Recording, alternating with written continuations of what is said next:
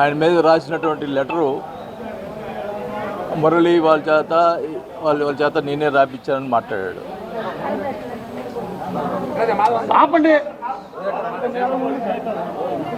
ఆయన ఎమ్మెల్యే అధికారం రాకముందలా కృష్ణమ్మా అధికారం రాకముందలా ఎన్నో ప్రచారాలు, దొంగ ప్రచారాలు చేసి ప్రజలకి మోసపూరిత మాటలు చెప్పి ఎమ్మెల్యే అయ్యావు. అయినా కూడా ఇంకా ఆ బుద్ధి మారలే నీకు. లెటర్లు నా మీద ఎన్నో రాపించావు, ఎన్నో చేయించావు, ఎన్నో దుష్ప్రచారాలు చేసావు. నేను ఈరోజు అడుగుతున్నా, నువ్వు చేసినటువంటి దుష్ప్రచారాలు, ఇప్పుడు నువ్వు అధికార ఎమ్మెల్యే, నువ్వు అన్నీ అవి చేశాడు ఇది చేశాడు అంటున్నావు. ఒక్కటి చెప్పించవా, ఒక్కటి చూపించవయ్యా. నీది 100 చూపిస్తా. ఈరోజు నేను ఆ రోజు చెప్పాను, నేను చంద్రబాబు నాయుడు గారికి దయచేసి అప్పుడు జరిగింది ఇప్పుడు జరిగింది బయట పెట్టండి. డ్వాక్రా గ్రూపుల్లో జరిగినటువంటి అవినీతి, దుర్మార్గమైన అవినీతి, పేదవాళ్ళకి సంబంధించినటువంటి వాళ్ళు సంపాదించుకునే డబ్బుల్ని, వాళ్ళకి ఇచ్చేటటువంటి లోన్ని ఎవరు చేశారో దాదాపు ప్రకాశం జిల్లా ఒంగోలు ఉన్నటువంటి ప్రజలందరూ కూడా తెలుసు. వాళ్ళని మరి ఎందుకు మభ్య పెడుతున్నావు? ఆ పేర్లు వైసీపీలో జరిగినప్పుడు కూడా వాళ్ళ పేరు కూడా బయటపని చెప్పాను కదా, మరి ఎందుకు బయట పెట్టావు? మళ్ళీ చంద్రబాబు నాయుడు గారి దగ్గరికి పోయి నా మీద అసత్యాలు చెప్తావు. నేను 86 కేసులు పెట్టించానని చెప్తావు. టీడీపీ వీళ్ళ మీద, జనసేన మీద. ఎలక్షన్లో జరిగినటువంటి కేసులు తప్పితే ఒక్క కేసు నేను ఎప్పుడన్నా టీడీపీ వాళ్ళ మీద పెట్టానని చెప్పి టీడీపీ ప్రజల్ని ఒకసారి విచారించాలని కూడా చంద్రబాబు గారిని కోరుకుంటున్నా. ఈ రకంగా నేను ఎప్పుడు ఒకటి కాదు, ఎప్పుడు కూడా టీడీపీ వాళ్ళందరూ కూడా నా దగ్గరికి పని చేసుకునేవాళ్ళు. నేను మంత్రిగా ఉన్నప్పుడు కానీ ఎమ్మెల్యేలు కానీ నేను ఎప్పుడు ఎలక్షన్లో పార్టీ చూసాను తప్పితే ఎలక్షన్లో మటుకు నేను పార్టీ ఎక్కచ్చిగా చూస్తా. మిగతా సమయంలో అందరూ సమానంగా నేను ఎవరు వచ్చినా కూడా పనిచేసినటువంటి వ్యక్తిని చెప్పమనండి. ఇక్కడ ఉన్నటువంటి టీడీపీ వాళ్ళందరూ కూడా ఈ రకంగా సరే చెప్తున్నావు, అది దేవుడే ఇది చేస్తాడు. నేను అడుగుతా ఉన్నా, లెటరు నేను రాయించాను అని చెప్పి మాట్లాడుతున్నావు. నాకు ఒక్కడే కొడుకు మీద ఒట్టేసి చెప్తున్నా, నాకు సంబంధం లేదు అని నేను చెప్తున్నా. నీవు నీ కూతురు మీద ఒట్టేసి చెప్పు, నేను రాయించాను. ఇంత దుర్మార్గపు మాటలు ప్రజల్ని ఇంకా ఎలా మోసం చేస్తావయ్యా? ఒక పక్క ఎన్ని ఆక్రమణలు జరుగుతూ ఉన్నాయి, ఎన్ని జరుగుతూ ఉన్నాయి. 14 సంవత్సరాల నుంచి గుడిసెలు వేసుకొని వాళ్ళు ఇల్లు ఉంటే రాత్రి వచ్చి లేపించేస్తావు. ఒకవేళ ఏమైనా ఉంటే వాళ్ళు అది ప్రైవేట్ ప్రాపర్టీ అయితే గవర్నమెంట్ వాళ్ళ చేత, పోలీసుల చేత చూపించు, వాళ్ళకేదో సాయం చేసి చేయించు. రాత్రి పోలీసు వ్యవస్థ ఉందా ఇక్కడ? ఒక రౌడీలు వచ్చి గుడిసెలన్నీ తీసేసి అర్ధరాత్రి పూట 100 బైకులు వేసుకొని వచ్చి చేస్తే పట్టించుకునే పరిస్థితి లేకపోతే ఏం దౌర్భాగ్యం ఇది? ఇంత పరిస్థితి. నేను సంవత్సరం 6 నెలలు ఏం మాట్లాడకుండా కూర్చున్నా, హైదరాబాద్లో పోయి కూర్చున్నా. దానికి ఏమంటావు? ఎప్పుడో వస్తాడు పోతా అంటున్నావు. నేను అడుగుతా ఉన్నా, గతంలో నువ్వు ఓడిపోయినప్పుడు 2 సంవత్సరాలు అసలు కనపడ్డావా ఇక్కడ?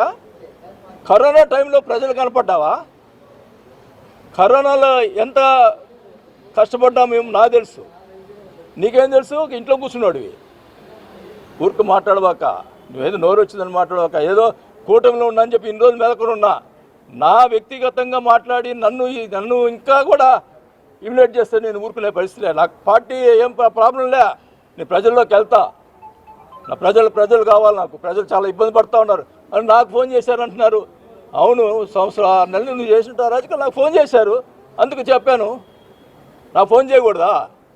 నేను 5 సార్లు ఎమ్మెల్యేగా ఉన్నా ఒంగోలులో, 2 సార్లు మంత్రి చేశా. నాకు ఫోన్ చేయ కదా ప్రజలు? చేయకూడదా? నేను ఎమ్మెల్యేగా ఉన్నా నాకేం చేయాలంటే? అరాజకాలు ఎవరు సృష్టిస్తున్నారు, ఎవరు చేస్తున్నారు, అది తేలాల. నేను ఒకటే చెప్తా ఉన్నా, డ్వాక్రా గ్రూపులు పేదవాళ్ళని ఎంత దోచుకున్నావో డబ్బులు మొత్తం ఎవరైతే ఉన్నారో వాళ్ళు బయట పెట్టాలి.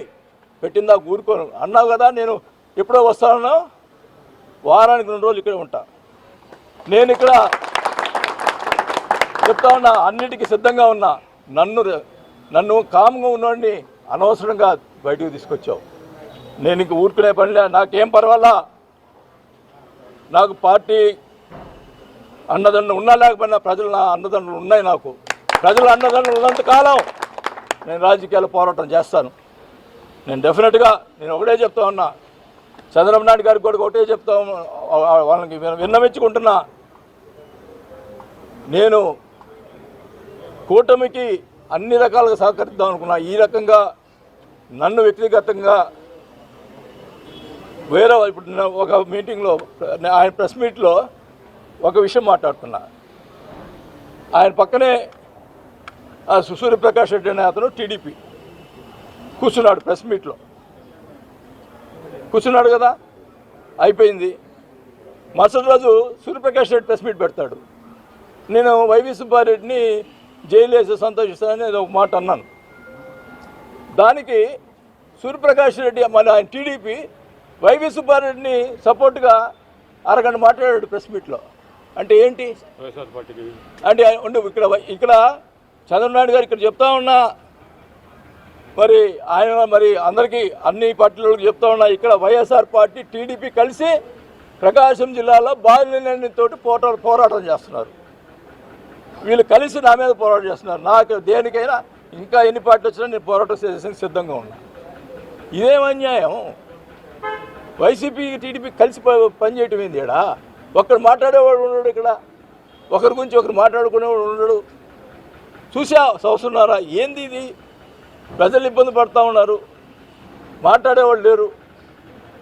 అందుకని మాట్లాడుతున్నా. నన్ను ఎవరు ఏం చేసుకున్నా ఏం పర్వాలేదు, నాకు ప్రజలు కావాలా, నేను ప్రజలతో ఉంటా, నాకేం పర్వాలా. నేను అదేమంటే ఆయన చేసిన పనులకి జనసేన అండ అని మాట్లాడటం అది తప్పు. నేను జనసేన మన కళ్యాణ్ గారి మాటలు నన్ను గురించి మాట్లాడిన మాటల వల్ల ఆయన్ని అభిమానించి నేను పార్టీలో చేరా. అంతేగాని నేనేదో దోచుకొని దానికి నీళ్ళలో ఉండేదానికి ప్రయత్నం చేశానని చెప్పి ఇప్పుడు మాట్లాడుతూ ఉన్నారు. చూడు అయ్యా, ఇప్పుడు నన్ను ఏం దోచుకుని, ఇప్పుడు నువ్వేం దోచుకుంటున్నావు, నేనేం దోచుకున్నావు చూడు. ఇప్పుడు నా పరిస్థితి, నేను ప్రజల కోసం నా ఆస్తులని అమ్ముకొని నేను అప్పులు కట్టాను. ఆ సంగతి నాకు తెలుసు, నా బిడ్డలకు తెలుసు, నాకు మా భార్యకు తెలుసు. ఇట్లాంటి మాటలు మాట్లాడి ప్రజల్ని మభ్యపెట్టేదానికి ఇంకా కూడా మభ్యపెట్టేదానికి ప్రయత్నం చేయొద్దు.